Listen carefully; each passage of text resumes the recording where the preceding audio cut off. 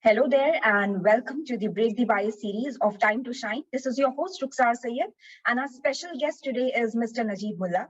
He is the senior NCP Corporator and the chairman at the Konkan Mercantile Bank. He's a true leader and a great human being. Welcome Mr. Najeeb on my show and it is a Assalamu alaikum. it is a dream come true for me to have a conversation with you on this platform. Yep. Me too, my pleasure. Thank you. So, sir, my very first question is that how have you started this journey of being an NCP corporator? And what was your main inspiration? What came into your mind that you have to be in this field? It was a truly coincidence. I was in my final years of the graduation in the college, and suddenly my friends, we were chatting up. I was away from all the politics and all. I was always away from politics. So it was general conversation that you're popular, you should stand for the Students' Council GS elections. At that time, Mumbai University used to conduct. And that day I stood, I won, alhamdulillah. From there, I became university representative of all the colleges of my faculty, arts, commerce, science, and everything. And due to the Congress inclination, joined the students' wing of the Congress at that time and got proximity to Awad Saab and Pawar Saab, Sharad Pawar Saab. And in 99, NCP was formed and the things turn around everything.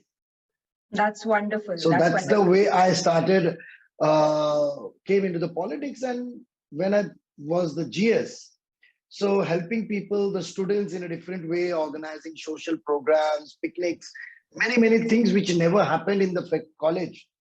I started. At that time, I got connected to the people and I loved and I enjoyed helping others. And that was the main inspiration for me, that somebody should be part of the system to change the system. And the locality where we stay, so I wanted to get the development over there and many things I wanted to change. Yes. Being a secular person. So those were the inspiration which helped me to form my decision to be in the politics. That's great. That's truly inspiring. So moving on to the next question, as you have achieved a lot throughout your journey and you have won millions of hearts through your work and by doing the welfare of society, but according to you, what is your biggest achievement till date? You think that, yes, this is my biggest achievement. The biggest achievement is unnoticed, but my biggest achievement is that I succeeded, alhamdulillah, by the help of my community, that the locality where we stay, the community, I turn around the population to be more literate. The dropouts were reduced. The most biggest achievement was starting the first municipal corporation school with much more grades, a better education, free of cost till 10th of standard. So where the education, the field of education, what I worked and the literacy level which have gone up, getting all the meritorious students from the poor class was my biggest achievement, because Talim is the most important thing. So that was my biggest achievement. That's wonderful. So what have you learned over your lifetime that you'd like to share with the younger generation? In the process, you might have faced some struggles or some roadblocks throughout your journey in this success. So what have you learned that you want to share? To the youngsters, to the teens who are still the students or struggling for their career, take the life as it comes. Every morning is a new day. You have to start with the new sun shining and you have to work hard. Obstacles arise. In Islam, we have been taught that obstacles will come, but you have to overcome the hardship. You shouldn't go into a depression with the sorrow, and you should never cry. Whatever you have, think about the person who doesn't have that also. And you should be happy, say Alhamdulillah, and see to it you get more. Till the time you are not satisfied with what we have got, you can't achieve anything. So you have to overcome all the hurdles. You have to first be happy what you have got. Until and unless you're not happy what you have got, you will not overcome any of the hurdles. First, you have to make yourself happy, satisfied, and always say, Alhamdulillah, what you have got.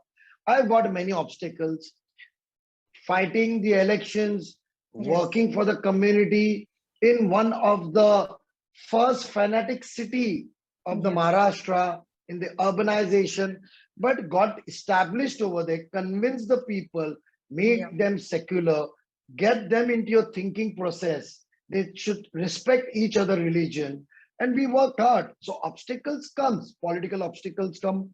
You have to change the mentality of the orthodox people where you have to fight against them. We have to fight against Yes. the many fanatics of our community also. They don't Exactly. agree with their point. So you have to fight with that. Always swim against the waves. Then only you can reach the destination. Yes. Because if you swim with the waves, you don't know where you're going, your destiny is going to be. So if Exactly. you swim against the wave, you will come to know where your destiny is and you will reach your goal. If you Yes. swim with your waves, you know where the destiny is. कौन से किनारे पे आपकी कश्ती लगेगी आपको पता Sorry. नहीं रहेगा. Yes. So you should Exactly. control your life. You should overcome that, and for that, to get your enthusiasm together, to be confident on yourself, you have to be happy what you have got. Always That's say just one word, Alhamdulillah, and see the transformation or which you will be in your true. confidence level and everything what you want. That's true. That's true. As you said, we have to swim against the race, and we have to have that interest in what we do, not what others are doing. So that is really wonderful. So as you are a great leader and you are a great example of true leadership, according to you, what is a personality trait that every leader should have? That one or two personality trait. Every leader should spend much more time with the people, and if person who has an interest in social work, he should have a good listening power instead Yes. of seeing. We have seen currently people say too much and listen too less.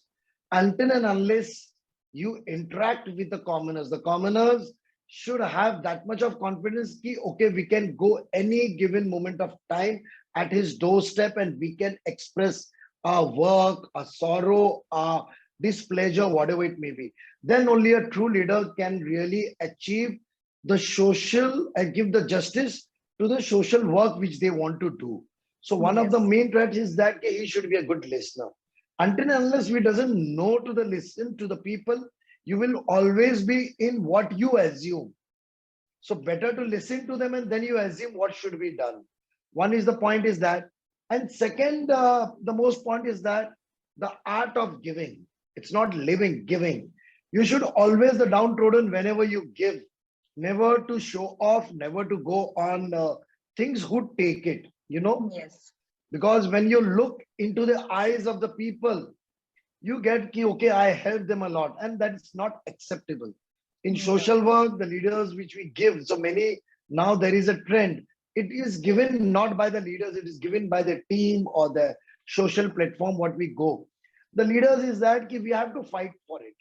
There are the forces which force you or which compels you to change your ideology or mentality, and we have to fight with that. Yes. Today, if we sacrifice against the fanatics, these fascist forces, then only tomorrow the leaders who are going to be born or the people who are going to rule, they will be Yeah. lived happily. Somebody has to sacrifice against the True. fascist forces. That's wonderful. So moving on towards the last segment of the show, which is the very interesting question. Who are your three most influential people that helped you to become the person you are today?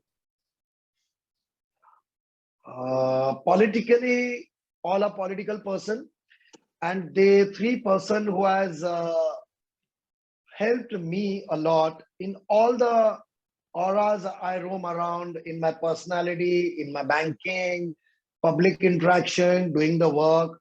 Foremost is my leader, who's my inspiration, and I follow him and I follow his ideology, Sharad Pawar Sahab, because he taught me how to listen, how to give time to the people, how to manage your time, and most important thing is that ki when you work, so you should have every quarters of the society be with you, not only the downtrodden with the downtrodden, the society from the artist class or maybe from the businessmen, and everybody should be there.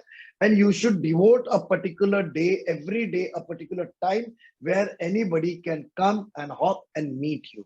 So he is my inspiration. He is giving me a firm belief कि you, if you have a secular thought, if you have a belief, stand on it. No matter Yes. what hardship it comes, today or tomorrow you are going to win it. Yes. Second most about thing is which has transformed me to work more harder is it Ajit Dada Pawar Sahab. He taught me to start your day early and late, meet people, do the work prompt, not tomorrow, do today only, do at that moment only. He gave me the energy and the way that whoever comes at that moment only, pick up the phone and do your work instead of getting Correct. it today or tomorrow. So he is much, and the energy he has, the work he does, without involving anybody, what you are going to get, what the benefit would be, without asking this somebody, the person who came for the help or whatever the work he has, without Yes. asking his name, her name, the locality, the religion, if his benefits to the vote or not, if they are going to vote me or not, without thinking that, just help the person who comes at your doorstep. That is the thing which Ajit Dada has taught to me. And the third foremost, in banking, both has given me always how to run the bank, how to serve the community, how to bring the policies which at larger helps the bank. It is a responsibility, a honorary responsibility, a financial responsibility. With your mind, with your zeal and enthusiasm, with your commitment, you can how help the community with the money of the community through the financial institution. They both have taught me. And the last is Jitendra Awadji. He has told me how the charismatic you should be, how young you should be to attract the people towards you. And he was there where we started a political life together. So these are the three people who have always helped us. And Alhamdulillah, as we follow Quran in Islamic way, it's love, and it's the most cherished moment is when you share your wealth. So Alhamdulillah, Aap Sallallahu Alaihi Wasallam has always taught every Muslim person to be charitable, give the charity, and Mhm. right hand gives the charity, left hand shouldn't know. That is the way. These are the True. inspiration and the leaders which I cherished in my life.